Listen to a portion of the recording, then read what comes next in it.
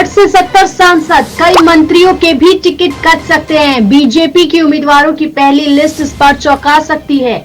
जहां बीजेपी अब लोकसभा चुनाव के लिए सहयोगी दलों के साथ सीट शेयरिंग से लेकर उम्मीदवारों के नाम तय करने तक एक्टिव मोड में आ गई है और गुरुवार की देर शाम से शुक्रवार की अगले सुबह तक दिल्ली में बैठकों का दौर चला और बीजेपी अध्यक्ष जेपी नड्डा, गृह मंत्री अमित शाह और संगठन महासचिव बीएल संतोष ने पहले राज्यों की कोर कमेटी के साथ बैठक कर संभावित उम्मीदवारों के नाम पर चर्चा की है। तो वही उसके बाद प्रधानमंत्री आवास पर भी बैठक हुई जिसमें पीएम मोदी भी मौजूद थे।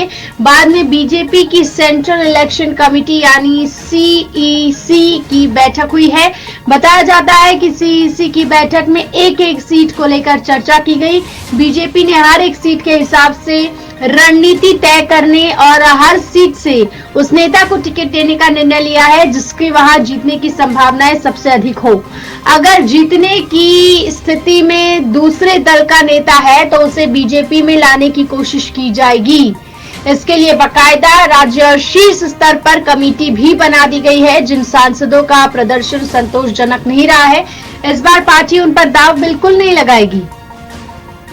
बीजेपी कुल मिलाकर 60 से 70 सांसदों का टिकट काट सकती है। प्रधानमंत्री नरेंद्र मोदी पहले ही कह चुके हैं कि हर सीट पर कमल चुनाव लड़ रहा है। ऐसे में माना जा रहा है कि बीजेपी उम्मीदवारों की पहली सूची चौंका सकती है।